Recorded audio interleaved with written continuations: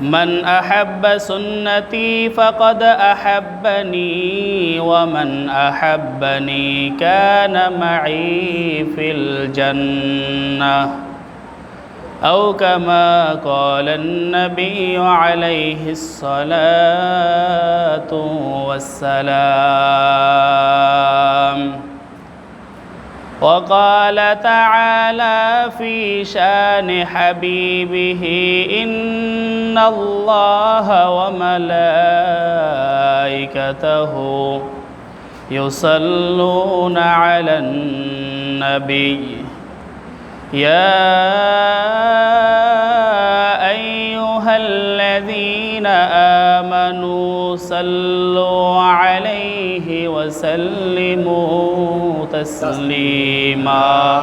اللهم صل على سيدنا ونبينا وشفينا وحبيبنا ومولانا محمد صلى الله عليه وعلى آله وأصحابه وبارك وسلم.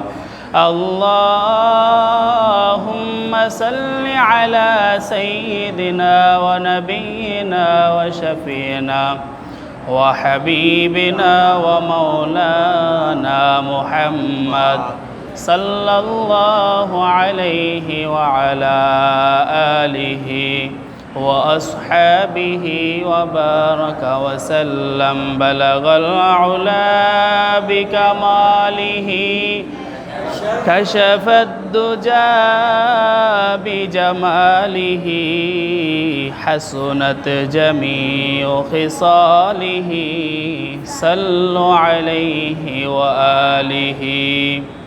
इश्क महबूब खुदा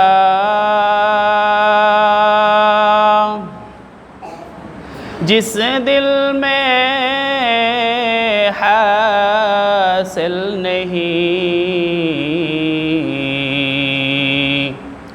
लाखों मुमिन हो मगर ईमान में कामिल नहीं। बलगल उला बिकमालिही कशफत दुजा बिजमालिही हसनत जमीउ खिसालिही सल्लु अलैहि व आलिही। ला इलाहा इल्लल्लाह ला इलाहा لا إله إلا الله لا إله إلا الله لا إله إلا الله لا إله إلا الله لا إله لا إله إلا الله محمد رسول الله صلى الله عليه وسلم. الحمد لمن قدر خيرا وخبالا الحمد لمن قدر خيرا وخبالا والشكر لمن صور حسنا وجمالا والشكر لمن صور حسنا وجمالا.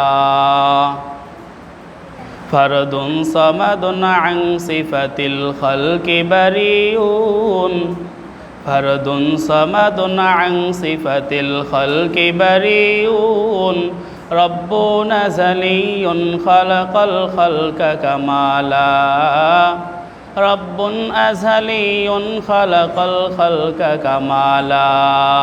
لا مانع لا حاجب لله تعالى لا مانع لا حاجب لله تعالى لا شبه ولا مثل ولا كفو لمولى لا شبه ولا مثل ولا كفو لمولى. بر محمد میرے سانم صد سلام আশফিয়ে মুজরিমা ইয়াউমুল কিয়াম শদ ওয়াজুদাশ রহমাতাল লিল আলামিন মসজিদে ও শদ হামারা এ জমিন साहिल से लगा दे मेरे इश्क़े का सफ़ीना साहिल से लगा दे मेरे इश्क़े का सफ़ीना आँखों ही से देखा दे मुझे मक्का मदीना आँखों ही से देखा दे मुझे मक्का मदीना আলহামদুলিল্লাহ আল্লাহ পাক রব্বুল আলামিনের দরবারে লাখ কোটি শুকরিয়া আদায় করতেছি যে মহান রব্বুল আলামিন আপনাকে আমাকে দয়া করে মায়া করে 10 মায়ের 10 সন্তানকে আজকের এই মিলাদুন্নবী মাহফিলে উপস্থিত হওয়ার সুযোগ করে দিয়েছেন এজন্য সকলেই কালিমাতুশ শুকর আদায় করি আলহামদুলিল্লাহ অসংখ্য দরুদ ও সালাম বিশ্ব মানবতার মুক্তির কাণ্ডারি আখিরি জমানার পয়গম্বর মরুর দুলাল বিশ্ব নবী মুহাম্মদুর রাসূলুল্লাহ সাল্লাল্লাহু আলাইহি ওয়াসাল্লাম সকলেই দুরূদ শরীফটা পড়লেন না দুরূদ শরীফ যখন নবীর নাম উচ্চারণ হয় কোনো মজলিসে নবীর নাম শোনা মাত্রই দুরূদ শরীফ পাঠ করা ওয়াজিব নবীর নাম যখনই শুনবেন সাথে সাথে দুরূদ শরীফ পাঠ করা কি হবে ওয়াজিব হবে আল্লাহর নবী হাদিসের ভিতরে বলেন একদিন জিবরাইল আমিন আমার কাছে এসে বলছে ও পয়গম্বর যে ব্যক্তি আপনার নাম শোনার পরে দুরূদ শরীফ পড়ল না সে ব্যক্তি ধ্বংস হোক রসুল বললেন আমিন তার মানে নিশ্চিত বদদোয়া রসুল করে গেছেন যে ব্যক্তি নবীর নাম শোনার পরেও দুরূদ পাঠ করবে না তার জন্য ধ্বংস অনিবার্য এজন্য আমরা কেহই যেন এখান থেকে ধ্বংস নিয়ে বাড়িতে না ফিরি এজন্য সকলেই আরেকবার বলি সাল্লাল্লাহু আলাইহি ওয়াসাল্লাম ওই নবীর প্রতি দরুদ এবং সালাম পাঠ করলে আমাদের কোনো লস আছে কোনো লস নাই বরং হাদিসের ভিতরে আসছে যদি কোনো উম্মত রসুলের প্রতি একবার দরুদ শরীফ পাঠ করে আল্লাহ তাআলা তাকে 3টা পুরস্কার দেয় কয়টা পুরস্কার 1 নম্বর পুরস্কার আল্লাহ তাআলা তার 10টা গুনাহ মাফ করে দেয় জোরে কোন সুবহানাল্লাহ 2 নম্বর পুরস্কার আল্লাহ তাআলা তার আমলনামায় 10টা নেকি দান করেন 3 নম্বর পুরস্কার আল্লাহ তাআলা তার মর্যাদা 10 গুণ বাড়ায়া দেয় জোরে কোন সুবহানাল্লাহ তাহলে দুরূদ শরীফ বেশি বেশি পড়া প্রয়োজন আছে না নাই আছে অবশ্যই বেশি বেশি আমরা দুরূদ শরীফ পাঠ করব আর এই দুরূদ শরীফ এমনই এক ইবাদত এটা আপনি হাঁটতে হাঁটতে পড়তে পারেন বসে বসে পড়তে পারেন সব সময় আপনি পড়তে পারেন তো যাই হোক আজকে এই বিশ্বনবী মুহাম্মদুর রাসূলুল্লাহ সাল্লাল্লাহু আলাইহি ওয়াসাল্লামের জীবনী সম্পর্কে আলোচনা যেহেতু রবিউল আউয়াল মাসের প্রায় শেষের দিকে তো এই রবিউল আউয়াল মাসেই আমার নবী আপনার নবী দুনিয়াতে আসছেন এবং এই মাসেই আল্লাহর নবী দুনিয়া থেকে বিদায় হয়ে গেছেন একদিকে এই মাসটা আমাদের জন্য খুবই আনন্দের আর অপর দিকে আমাদের এই মাসটা অত্যন্ত বেদনার কথা বলেন ঠিক কিনা এখন রসুল আমাদের জন্য কি নিয়ে আসলেন কি রেখে গেলেন আল্লাহর নবী বলেন আমি তোমাদের মাঝে 2টা জিনিস রেখে যাইতেছি কয়টা জিনিস তারাকতু ফীকুম আমরাইন লান তাদিল্লু মা তামাসসাকতুম বিহিমা কিতাবাল্লাহ ওয়া সুন্নাত রাসূলিহি 1 নম্বর জিনিস হলো আল্লাহর কিতাব 2 নম্বর জিনিস হলো রসুলের সুন্নাত জোরে কোন সুবহানাল্লাহ এই 2টা জিনিস কিয়ামত পর্যন্ত উম্মতেরা যদি আঁকড়ে ধরতে পারে কোনো মানুষ নাই দুনিয়ার এমন কোনো শত্রু নাই তাদেরকে গোমরাহ করবে কে বলে গেছেন আল্লাহর রসুল বলে গেছেন এই 2টা জিনিস তোমরা আঁকড়ে ধরো 1 কোরআন 2 রসুলের সুন্নাহ এখন আমরা রসুলের সুন্নাহ বলতে কি বুঝি সুন্নাত মানে হলো রসুলের আদর্শ সুন্নাত মানে কি রসুলের আদর্শ আচ্ছা রসুলের আদর্শ কি এটা আমরা জানবো কিভাবে যখন নবীকে আমরা জানতে পারবো নবীকে আমরা চিনতে পারবো তখনই আমরা রসুলের আদর্শ কি ছিল এটা আমরা জানতে পারবো যেরকম আল্লাহ তাআলা কোরআনের ভিতরে বলেন আন-নাবিয়্যু আওলা বিল মুমিনিনা মিন আনফুসিহিম মুমিনদের কাছে আমার নবী হলেন তাদের জীবনের চাইতেও অধিক প্রিয়। সুবহানাল্লাহ। মুমিন যারা হবে তাদের কাছে নিজের জীবন বেশি প্রিয় হবে না, নিজের জীবনের চাইতেও আমার নবী অধিক প্রিয় হবে। রসুল আমার এই কথা হাদিসেও বলে গেছেন, লা ইউমিনু আহাদুকুম হাত্তা আকুনা আহাব্বা ইলাইহি মিন ওয়ালিদিহি ওয়া ওয়ালাদিহি ওয়ান নাসি আজমাইন। ততক্ষণ পর্যন্ত পরিপূর্ণ কামেল ইমানদার হতে পারবে না যতক্ষণ পর্যন্ত তোমার মা বাবা, তোমার সন্তান সন্ততি, দুনিয়ার সব মানুষের চাইতে আমি নবীকে বেশি ভালোবাসতে না পারবা। এখন যদি আমি প্রশ্ন করি, আপনারা কারা কারা রসুলকে নিজের জীবনের চাইতে বেশি ভালোবাসেন? দেখবেন সবাই দুই হাত জাগাবে, যদি বলি পাও জাগান তাও জাগাবে। কিন্তু আসলে বাস্তবতাটা কতটুকু আমরা রসুলকে ভালোবাসতে পেরেছি এইটা একটু চিন্তা করেন। শুধু আমরা হাত জাগাইয়ে বললাম মুখে যে আমি রসুলকে জীবনের চাইতে বেশি ভালোবাসি, এই ভালোবাসার দাবি করলেই নবীর আশেক হওয়া যায় না। যেরকম আশেক ছিলেন সাহাবায়ে কেরাম।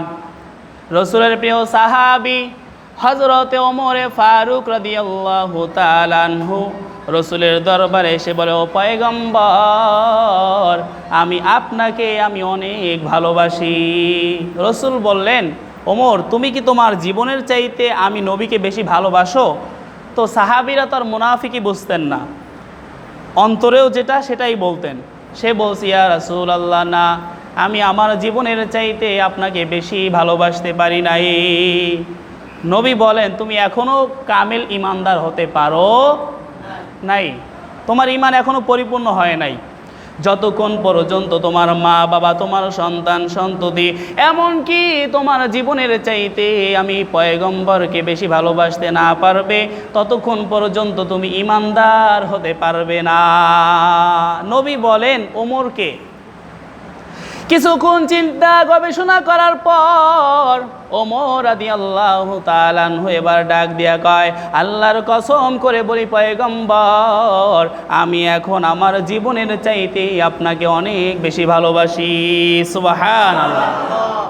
ওই নবীর পাগল, আসমান আমার নবীর পাগল, জমিন আমার নবীর জন্য পাগল, গাছ আমার নবীর জন্য পাগল, একটা জঙ্গলি উট সেও আমার নবীর জন্য পাগল। জোরে কোন সুবহানাল্লাহ। আল্লাহ তাআলা এই জন্যই বলেছেন, ওয়ামা আরসালনাকা ইল্লা রাহমাতাল লিল আলামিন। আল্লাহু আকবার। আল্লাহ তাআলা বলেন, ও পয়গম্বর, আপনাকে বিশ্ব জাহানের জন্য, বিশ্ব জগৎ সমূহের জন্য আমি রহমত করে পাঠাইছি। আমার নবী শুধু মানুষের জন্য রহমত নয়, আমার নবী জিন জাতির জন্য রহমত, আমার নবী মাছের জন্য রহমত, আমার নবী ফেরেশতার জন্য রহমত, আমার নবী ইমানদার মুসলমানের জন্য রহমত, আমার নবী কাফের বেঈমানদের জন্য রহমত। জোরে কোন সুবহানাল্লাহ। বলে নবী মুসলমানদের জন্য রহমত। বলে নবী যদি না আসতো কোরআন পাইতাম না, কালেমা পড়তে পারতাম না। নবী যদি না আসতো জান্নাত জাহান্নামের রাস্তা চিনতে পারতাম না, রসুলের সুন্নতি আদর্শ মানতে পারতাম না। কথা বলেন ঠিক কিনা? ওই নবীর মাধ্যমে কোরআন পাইলাম, নবীর মাধ্যমে নবীর আদর্শ সুন্নত পাইলাম, ওই নবীর মাধ্যমে জান্নাতের রাস্তা জাহান্নামের রাস্তা চিনলাম। বোঝা গেল নবী আমাদের জন্য রহমত। কথা বলেন ঠিক কিনা? আমার নবী কাফের বেঈমানের জন্য রহমত। বলে কাফের বেঈমানের জন্য আবার কিভাবে রহমত হইলেন?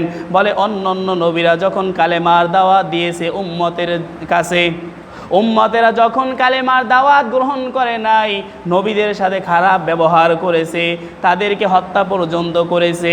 আল্লাহ তাআলা অন্য সমস্ত পয়গম্বরদের উম্মতদেরকে, যারা এই নবীদের সাথে বেয়াদবি করেছে, যারা এই কালেমার দাওয়াত গ্রহণ করে নাই, আল্লাহ সরাসরি আসমানি গজব দিয়া ধ্বংস করে দিয়েছেন। কিন্তু আমার নবী যখন কালেমার দাওয়াত নিয়ে তায়েফের ময়দানে যায়, ওই তায়েফের দুষ্ট যুবকগুলো আমার নবীর শরীরের ভিতরে পাথরগুলো বৃষ্টির মতো নিক্ষেপ করে, জোরে কান নাউজুবিল্লাহ। আমার নবীর শরীরের ভিতরে বৃষ্টির মতো পাথর নিক্ষেপ করে, আমার নবী সহ্য করতে পারে না। আমার নবী বারবার বেহুশ হয়ে জমিনের ভিতরে পড়ে যায়। আমার নবীর শরীরে রক্তগুলো ঝরে, রক্ত ঝরতে ঝরতে আমার নবীর জুতা মোবারক পায়ের সাথে লেগে যায়। নবী আমার বারবার বেহুশ হয়ে জমিনের ভিতরে পড়ে যায়। এরপরও কাফের বেঈমানেরা ছাড়ে না আমার নবীকে তারা ধরে ধরে দাঁড় করাইয়া এরপরে আবারও পাথর নিক্ষেপ করে বৃষ্টির মতো। আমার আল্লাহ সহ্য করতে পারে না, আল্লাহ তাআলা জিব্রাইলকে পাঠাইয়া দেয়, ও জিব্রাইল যাও আমার হাবিবকে, ওই তায়েফের যুবকগুলো তারা এভাবে অত্যাচার করতেছে, যাও গিয়া আমার হাবিবকে বলো, ও পয়গম্বর আল্লাহ তাআলা আপনাকে হুকুম করে দিয়েছেন এই তায়েফের দুই পাশের পাহাড় আছে, এই দুই পাশের পাহাড়ের দায়িত্বে নিয়োজিত ফেরেশতা আমার সাথেই আছে, আপনি শুধু অর্ডার করে দেন এই তায়েফের দুই পাশের পাহাড় দিয়া কাফের বেঈমানদেরকে ধ্বংস করে দেওয়া হবে। আমার নবী ডাক দিয়া কয়, ও ভাই জিব্রাইল, আমি নবী প্রতিশোধ নেওয়ার জন্য আসি নাই, আমি মানুষকে ধ্বংস করার জন্য আসি নাই। হয়তো এই কাফেরের দল আমাকে চিনে না, ওরা আমাকে চিনতে পারে নাই, আমি আশা করি এদের পরবর্তী প্রজন্ম এমন হবে যারা আমি নবীর কালেমা পড়বে, যারা আমি নবীর আদর্শ মানবে, জোরে কোন সুবহানাল্লাহ। নবীর কারণে ওই কাফেরদের উপরে আল্লাহ তাআলা আযাব পাঠায় নাই।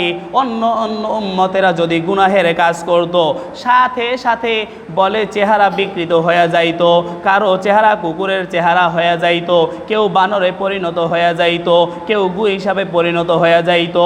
অথচ আমার নবীর বরকতে উম্মতে মুহাম্মাদি দাবি করার পর যারা আল্লাহর নাফরমানি করে, হাজারো নাফরমানি করে, নামাজ পড়ে না, রোজা থাকে না, রাসূলের সুন্নাহ তরিকায় চলে না, এরপরে আল্লাহ এই চেহারাটাকে বিকৃত করে না। কথা বলেন ঠিক কি না? বলে এটা কেন? বলে শুধু রসুলের সম্মানে। আমার রসুল যেহেতু আমাদের জন্য রহমত, কাফেরদের জন্য রহমত, এই জন্য আল্লাহ তাআলা দুনিয়ার কোনো কাফেরদেরকেও সরাসরি আসমানি কোনো আযাব দেয় না। আমার নবী একটা গাছের জন্য রহমত। নবী আমার মরুভূমির এলাকায় শুয়ে আছে, বিশ্রাম করতেছে। নবীর 10 বছরের খাদেম হযরতে আনাস রাদিয়াল্লাহু তাআলা আনহু বর্ণনা করেন, আমার রসুল যখন ঘুম পড়লেন আমি তাকাইয়া তাকাইয়া দেখি দূর থেকে একটা বড় গাছ নিজের জায়গা থেকে উঠে এসে অবিকল মানুষের মতো হেঁটে হেঁটে আমার নবীর মাথার কাছে চলে আসছে। জোরে কোন সুবহানাল্লাহ। শুধু নবীর মাথার কাছে এসে শেষ নয়, বলে নবীর মাথার কাছে এসে তার ডালপালাগুলো নবীর গায়ের উপরে ঝুঁকাইয়া দিয়েছে, যেন আমার নবীর শরীরে সূর্যের তাপ না লাগে।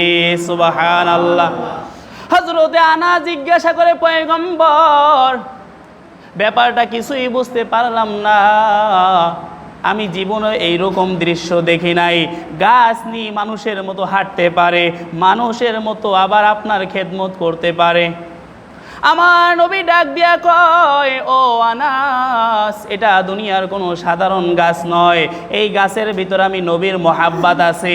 এই গাছ আল্লাহর কাছে দোয়া করেছে, আল্লাহ আখিরি জমানার নবীর একটু জিয়ারত আপনি নসিব করে দিয়েন। জোরে কোন সুবহানাল্লাহ।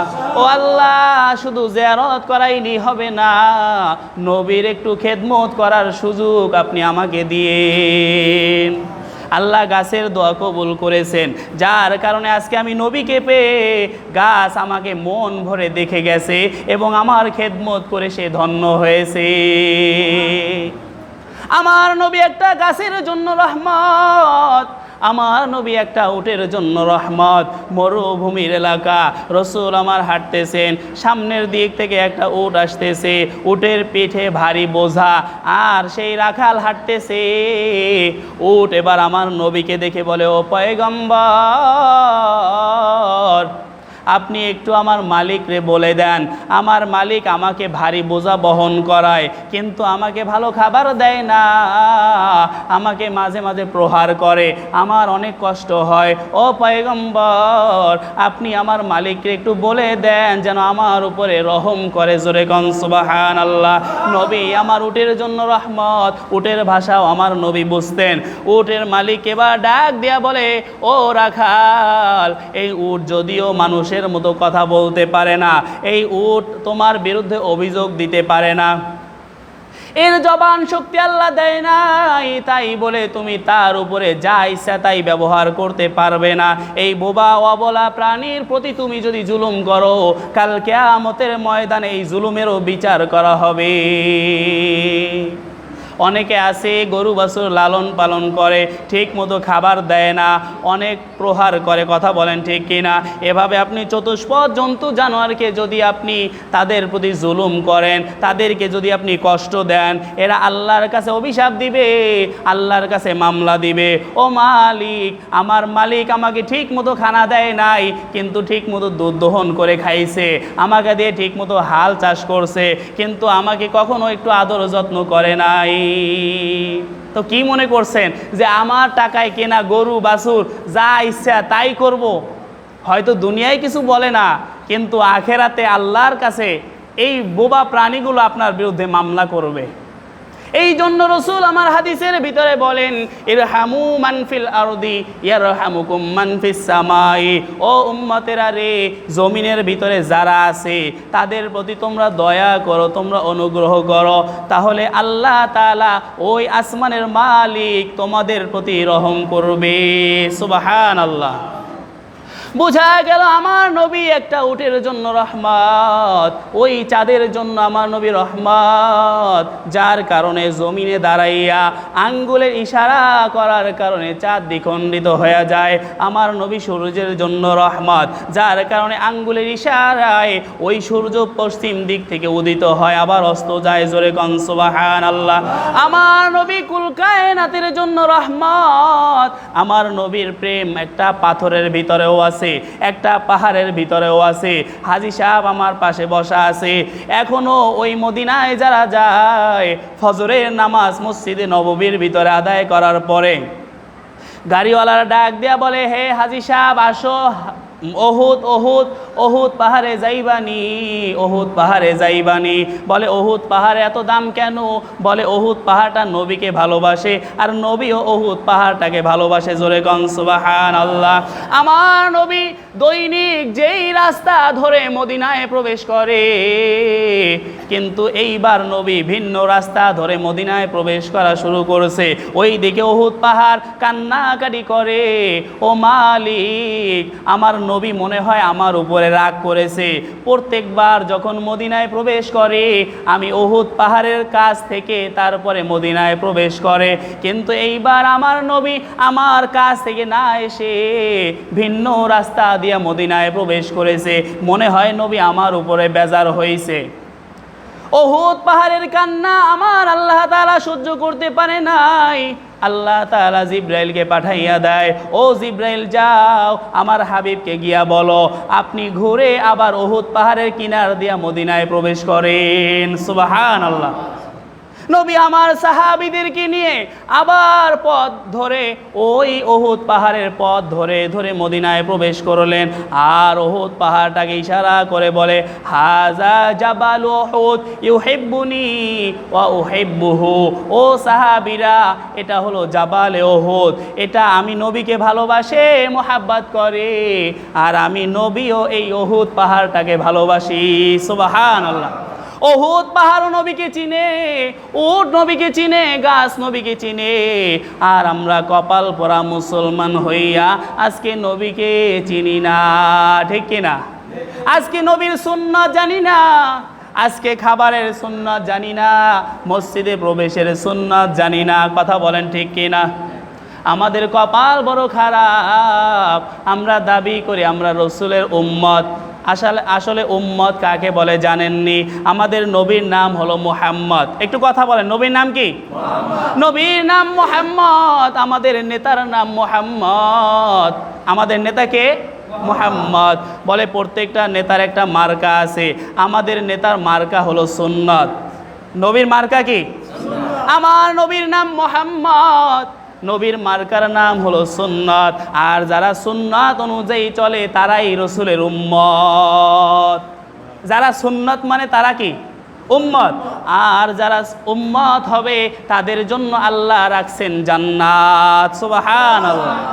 তাহলে তুমি সুন্নাত মানো না, তুমি নামাজ পড়ো না, তুমি যদি দাবি করো আমি রসুলের উম্মত, কাল কিয়ামতের ময়দানে রসুল তোমাকে উম্মত বলে পরিচয় দিবে না। তুমি রসুলের তরিকায় দাঁড়িয়ে রাখো নাই, রসুলের তরিকায় তোমার 3.5 হাত বডি সাজাইতে পারো নাই, রসুলের তরিকা অনুযায়ী তুমি দুনিয়ায় জীবন যাপন করো নাই।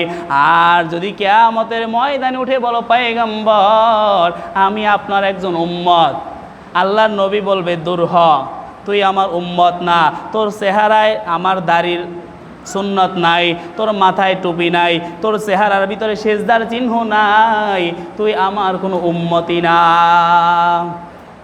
নবী আমার হাসরের ময়দানে যখন হাউজে কাউসারের কিনারায় দাঁড়াইয়া দাঁড়াইয়া উম্মতদেরকে পানি পান করাইবে, হঠাৎ করে একদল উম্মত ওই হাউজে কাউসারের দিকে রওনা হয়ে যাবে।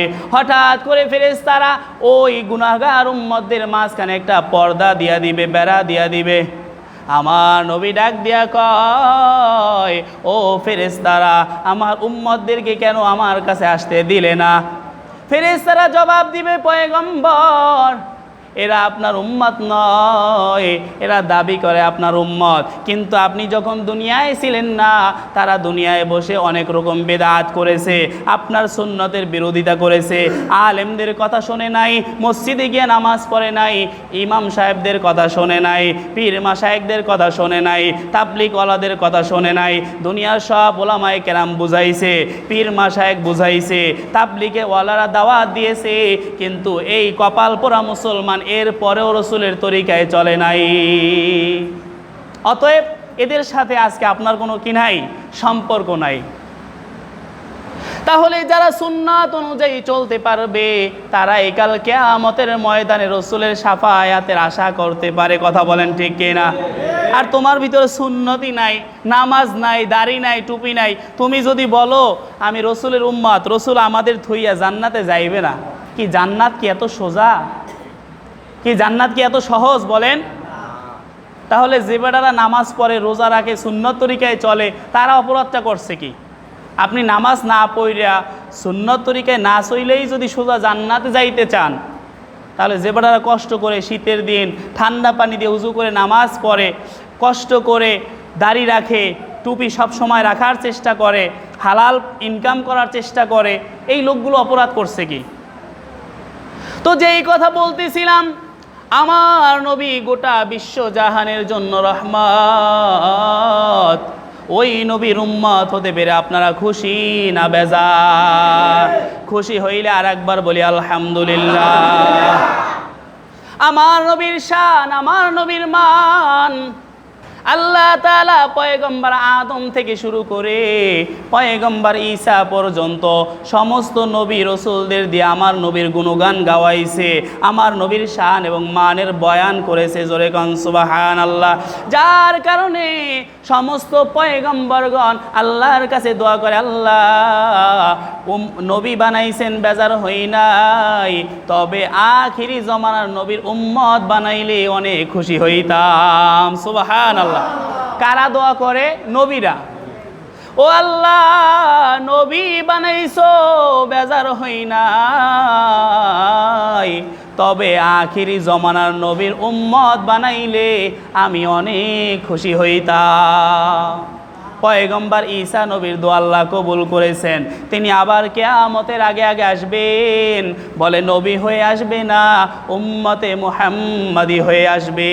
সুবহানাল্লাহ। আর এক পয়গম্বর দোয়া করে, আল্লাহ উম্মত বানাবার দরকার নাই, আখিরি জমানার নবীর উম্মতের হাতে আমার দাফন কাফনটা যেন হয়। সুবহানাল্লাহ। ও আল্লাহ, উম্মত যদি নাও বানান কোনো আফসোস নাই, তবে আখিরি জমানার নবীর উম্মতের হাতে যেন আমার লাশের দাফন কাফনটা হয়। পয়গম্বর দোয়া করেছেন, পয়গম্বরের নাম হজরতে দানিয়াল আলাইহিস সালাম। এই পয়গম্বর দোয়া করার পর তার ইন্তেকাল হয়ে গেছে, তার লাশটা একটা বাক্সবন্দি করে রাখা হয়েছে। খলিফাতুল মুসলিমিন হজরতে ওমর রাদিয়াল্লাহু তাআলা আনহুর জামানায় তিনি যখন জানতে পারলেন এরকম টাইগ্রিস নদীর পাশে এরকম হজরতে দানিয়াল আলাইহিস সালামের লাশ পাওয়া গেছে, সেখানের মানুষগুলো লাশটাকে সম্মান করে, ওই লাশটাকে বরকতময় মনে করে, আল্লাহর কাছে বৃষ্টি প্রার্থনা করে, আল্লাহর কাছে অনেক রকমের দোয়া প্রার্থনা করে। খলিফাতুল মুসলিমিন হজরতে ওমর চিন্তা করলেন এই মানুষগুলো কিছুদিন গেলে মূর্তি বানাইবে, এরপরে তারা শিরক বেদাতে লিপ্ত হয়ে যাবে। এই জন্য খলিফাতুল মুসলিমিন কিছু সাহাবীদেরকে নিয়ে হজরতে দানিয়াল আলাইহিস সালামের লাশকে দাফন কাফন করে দিলেন। সুবহানাল্লাহ। নবীরা দোয়া করে, আল্লাহ নবী বানাইছো বেজার হই নাই, তবে উম্মতে মুহাম্মাদের হাতে যদি দাফন কাফনটা হয় তাহলে নিজেকে অনেক ধন্য মনে করব। কোন নবীর উম্মত হয়েছি? আর আমরা তো কেউ আল্লাহর কাছে বলিও নাই, আল্লাহ আপনি আমাকে আখিরি জমানা নবীর উম্মত বানান। কি বলছি বলেন? আল্লাহ তাআলা দয়া করে মায়া করে আপনাকে আমাকে উম্মতে মুহাম্মাদি বানাইছে। এই শুকরিয়া যদি কাল কিয়ামত পর্যন্ত কেউ সেজদা দিয়ে আদায় করে, কখনোই এই সেজদা শেষ হবে না, আল্লাহর শুকরিয়াও আদায় হবে না। আর আমাদের হায়াতই বা কতটুকু? এই আপনারা সুবহানাল্লাহ আলহামদুলিল্লাহ বলতে কি কষ্ট হয়? একটু সবাই বলেন সুবহানাল্লাহ, একটু বলেন আলহামদুলিল্লাহ।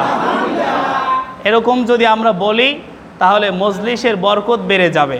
আর যদি আপনারা চুপচাপ বসে থাকেন তাহলে মনে হবে যে আপনারা বিরক্ত হইতেছেন, আলোচনা শুনতে আপনাদের ভালো লাগে না। তো যে এই কথা বলতেছিলাম, আমরা দরখাস্ত করি নাই, বিনা দরখাস্তে আল্লাহ তাআলা আমাদেরকে উম্মতে মুহাম্মাদি বানাইছে। এই উম্মতের হায়াতই বা কত? বলে আমার নবী বলে আমার উম্মতের হায়াত হবে 60 থেকে 70 বছর গড় বয়স হবে 60 থেকে 70। অথচ পূর্ববর্তী উম্মত শত শত হাজার হাজার বছর তারা বেঁচে ছিলেন, তারা শত শত বছর আল্লাহর রাস্তায় জিহাদ করেছেন, শত শত বছর তারা আল্লাহর জন্য রোজা রেখেছেন। হযরতে নূহ আলাইহিস সালামের উম্মত এক বুড়িমা নবীর কাছে আসছে, ও পয়গম্বর আপনি একটু আল্লাহর কাছে দোয়া করেন। বলে কিসের দোয়া? বলে আমার সন্তানগুলো অকালি মারা যায়, সন্তান অকালি মারা যায়, সন্তান বেশি হায়াত পায় না, অল্প কিছুদিন বাঁচে। বলে বুড়িমা তোমার সন্তান কত বছর বাঁচে? বলে কোনো সন্তান 400 বছরই মারা যায়। সুবহানাল্লাহ। কোনো সন্তান 300 বছর বয়সে মারা যায়, কোনো সন্তান মাত্র 250 বছরে মারা যায়। নূহ নবী হাসে, বলে বুড়িমা এই 250, 300, 400 বছর বয়সে মারা যায়, এইটাকে তুমি বলো অকাল মৃত্যু। আর কিয়ামতের আগে এমন একদল উম্মত আসবে তারা হায়াত পাবে মাত্র 60 থেকে 70 বছর। সুবহানাল্লাহ। বুড়ি অবাক হয়ে গেছে, কি বলে 60 বছর হায়াত পাবে, 70 বছর হায়াত পাবে? ও পয়গম্বর এরা কি বিয়ে শাদী করবে না? এরা কি চাকরি বাকরি করবে না? দুনিয়া কামাই করবে না? নূহ নবী জবাব দেয় এরা দুনিয়া কামাই করবে, বিবাহ শাদী করবে, এদের সন্তান আদিও হবে। ও বুড়িমা তোমাকে যদি 60 বছর হায়াত দেওয়া হইতো তুমি কি করতা? তুমি কি বিয়ে শাদী বসতা না? তোমার কি সন্তানাদির প্রয়োজন থাকতো না? বুড়িমা ডাক দিয়া কয়, ও পয়গম্বর আমাকে যদি 60 বছর হায়াত দিয়া দুনিয়ায় পাঠাইতো আমার বিবাহ শাদীর প্রয়োজন নাই, আমার সন্তানাদির প্রয়োজন নাই, আমি দুনিয়াতে এসে এমন এক সেজদা দিতাম গো, এক সেজদায় 60 বছর পার করে দিতাম। সুবহানাল্লাহ। আমারে যদি 60 বছর হায়াত দিয়ে দুনিয়া পাঠাইতো আমার বিবাহ শাদী সন্তানাদি কিছুর দরকার নাই, এই সামান্য হায়াত এটা এক সেজদাই আমি কাটাই দিতাম। আর আমরা এত অল্প হায়াত পাইয়াও আমরা আল্লাহর ইবাদত বন্দিগি করি না, মনে করি আমরা কত বছর জানি আরও বাঁচব। আশা, লোভ। রসুল বলে মানুষ যত বুড়া হয় দুইটা জিনিস জোয়ান হয়। মানুষ যত বুড়া হয় দুইটা জিনিস জোয়ান হয়। একটা হলো লোভ, সম্পদের লোভ। এটা যতদিন বেঁচে থাকে তার এই সম্পদের লোভ থাকবে। কেউ চাইবে না আমার সম্পদ লাগবে না, আমার টাকা পয়সা জায়গা জমি এগুলো লাগবে না, এরকম কোনো পাগলেও বলবে না। তার মানে মানুষ যত বুড়া হবে সম্পদের প্রতি লোভ তার বাড়বে। আর 2 নম্বর লোভ হলো বেশি দিন বেঁচে থাকার আশা। বেশি দিন বেঁচে থাকার, কেউ মরতে চায় না, একেবারে বিছানায় পড়ে আছে, এরপরও চিন্তা করবে বাংলাদেশে ডাক্তার তো দেখাইলাম, এবার বাহিরের রাষ্ট্রে গিয়া চিকিৎসা নেই, দেখিনি সুস্থ হইতে পারি। বিছানায় পড়ে গেছে, কথা বন্ধ হয়ে গেছে, খাইতে লইতে পারে না, কিন্তু এরপরও বাঁচার জন্য মানুষ বিদেশের বাড়িও যায়। কথা বলেন ঠিক কিনা? তার মানে মানুষ যত বুড়া হয় দুইটা জিনিস তত জোয়ান হয়। একটা হলো সম্পদের লোভ, 2 নম্বর হলো বেশি দিন বেঁচে থাকার আশা। আর দুনিয়ার সব মানুষ আমরা যেই কাজই করি না কেন, 2টা কারণে মানুষ সকল কাজ করতে বাধ্য হয়। 1 নম্বর জিনিস হলো লোভ, আর একটা হলো ভয়। একটা হলো কি? লোভ অথবা আশা ধরতে পারেন। আশা আর একটা হলো ভয়। এই আশা এবং ভয়, এই 2টা জিনিসের কারণেই মানুষ দুনিয়ার সব কাজ করতে বাধ্য হয়। যেমন হাদিসের ভিতরে আছে আল ঈমানু বাইনাল খাউফি ওয়ার রাজা। ঈমান হলো ভয় এবং আশার মধ্যবর্তী স্থানের নাম। হযরত ওমর রাদিয়াল্লাহু তাআলা আনহু বলছেন, কিয়ামতের ময়দানে যদি আল্লাহ রাব্বুল আলামিন ঘোষণা করে দেয় দুনিয়ার সব মানুষ জাহান্নামী, একটা মানুষ জান্নাতি হবে, আমি ওমর আশা করি ওই একটা মানুষ আমি ওমরও হতে পারি। সুবহানাল্লাহ। তার ভিতরে আশা আছে, যদি সবাই জাহান্নামে যায়, একটা মানুষ যদি জান্নাতে যায়, সেই লোকটা আমি ওমরও হতে পারি। আবার আল্লাহ তাআলা যদি উল্টা ঘোষণা দেয় দুনিয়ার সব মানুষ জান্নাতে যাবে, একটা মানুষ শুধু জাহান্নামে যাবে, ওমর বলে আমার ভয় হয় ওই একটা লোক জাহান্নামী আমি ওমরও হইতে পারি। এই যে একটা ভয় এবং জান্নাতের আশা, এই 2টা জিনিস যার ভিতরে থাকবে সে হলো ঈমানদার। সে কি? সে ঈমানদার। আর আমি যে বলেছি এই 2টা কারণেই দুনিয়ার সব মানুষ সব কাজ করে। দুনিয়ার মানুষ রোদের ভিতরে কঠিন কাজ করে, শরীরের ঘাম ঝরাইয়া ঝরাইয়া কাজ করে, নিজের সুন্দর শরীরটাকে সূর্যের আলোয় পুড়ে পুড়ে কালো বানাইয়া ফেলছে, এরপরেও কাজ করে। বলে 2টা কারণে, 1 নম্বর ভয়, 2 নম্বর হলো আশা। বলে ভয়টা কিসের? যদি আমি কামাই না করি আমাকে অভাবে পড়তে হবে, আমাকে কষ্ট করতে হবে। এই যে কষ্টে পড়ার ভয়, অভাবে পড়ার একটা ভয়, এই ভয়ের কারণে সে এরকম কঠিন কাজ করতে বাধ্য হয়। আর একটা হলো আশা। বলে আমি যদি ভালো কাজ করি, আমি যদি এখন পরিশ্রম করি, তাহলে আমার টাকা পয়সা হবে, আমি শান্তিতে থাকতে পারবো, আমি বাড়ি গাড়ি করতে পারবো। এই শান্তিতে থাকার আশা এবং অভাবে পড়ার ভয়, এই 2টা কারণেই দুনিয়ার সব কাজ মানুষ করতে বাধ্য হয়। ঠিক তেমনইভাবে দুনিয়ার একটা মানুষ যেরকম দুনিয়ার কাজ করতে বাধ্য হয় 2টা কারণে, রসুল বলেন হাদিসের ভিতরে এই 2টা গুণ যদি কোনো মানুষের ভিতরে থাকে, জান্নাতের আশা আর জাহান্নামের ভয়, তাহলে ওই মানুষটা কখনো গুনাহের কাজ করতে পারবে না। আমার ভিতরে যদি এরকম জান্নাতের আশা থাকে, মন থেকেই যদি আমি চাই যে আমি জান্নাতে যাব, জান্নাত আমার লাগবে, তাহলে আমার পক্ষে নামাজ ছাড়া সম্ভব না। যদি আমি মন থেকে চাই আমি জান্নাতে যাব, রসুলের সাথে জান্নাতে থাকব, তাহলে আমার পক্ষে সুন্নত ত্যাগ করে চলা সম্ভব, আমার পক্ষে সুদ ঘুষ এগুলো করা সম্ভব না, আমার পক্ষে হারাম ইনকাম করা সম্ভব হবে না। আর যদি আমার ভিতরে এই ভয়টাও থাকে, আমি জাহান্নামের আগুন সহ্য করতে পারবো না, আমি জাহান্নামে যেতে চাই না, ওই জাহান্নামের ভয় যদি আপনার আমার ভিতরে আসলেই থাকে, তাহলে দুনিয়ার কোনো মানুষ তার অন্যায় করবে না। কথা বলেন ঠিক কিনা? এখন বলতে পারেন হুজুর গুনাহ তো আমরা করতে চাই না, আমাদেরকে ইবলিস শয়তানে করায়। ইবলিস শয়তানে কি আপনি মসজিদে আইলে আপনার ধরে বাইর করে দেয় যে নামাজ পড়িস না? ইবলিস শয়তান কিয়ামতের